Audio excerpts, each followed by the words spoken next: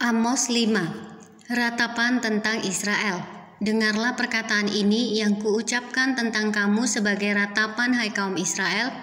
Telah rebah, tidak akan bangkit-bangkit lagi anak darah Israel, terkapar di atas tanahnya.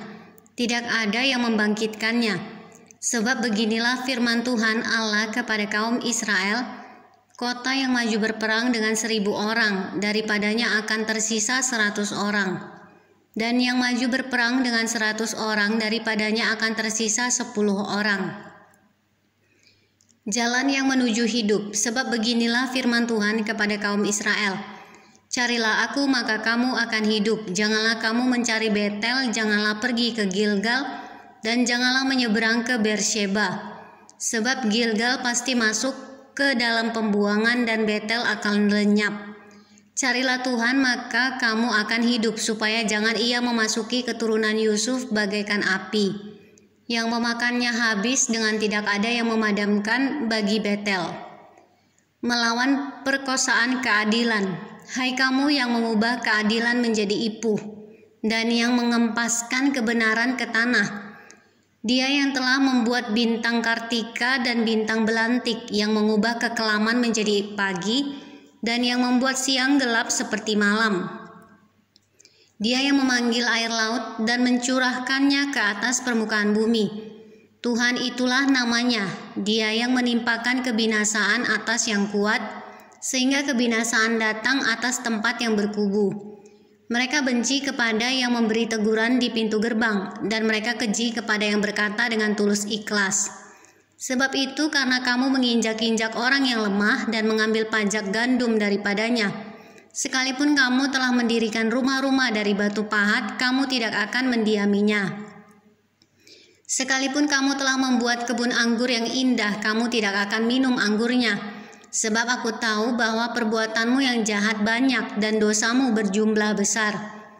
Hai kamu yang menjadikan orang benar terjepit, yang menerima uang suap dan yang mengesampingkan orang miskin di pintu gerbang. Sebab itu orang yang berakal budi akan berdiam diri pada waktu itu, karena waktu itu adalah waktu yang jahat. Hidup dan mati, carilah yang baik dan jangan yang jahat, supaya kamu hidup. Dengan demikian Tuhan Allah semesta alam akan menyertai kamu seperti yang kamu katakan. Bencilah yang jahat dan cintailah yang baik, dan tegakkanlah keadilan di pintu gerbang.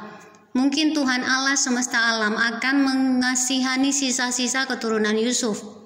Sesungguhnya beginilah firman Tuhan Allah semesta alam Tuhanku.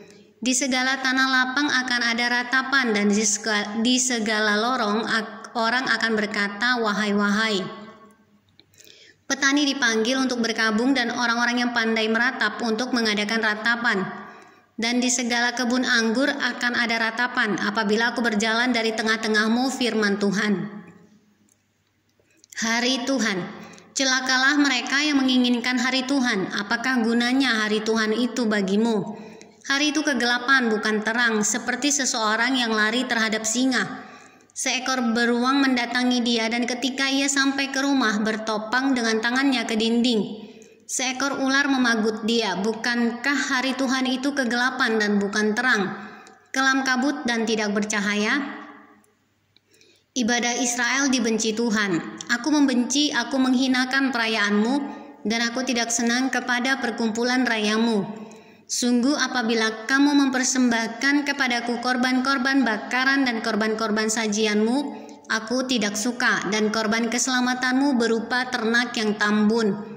Aku tidak mau pandang, jauhkanlah daripadaku keramaian nyanyian-nyanyianmu.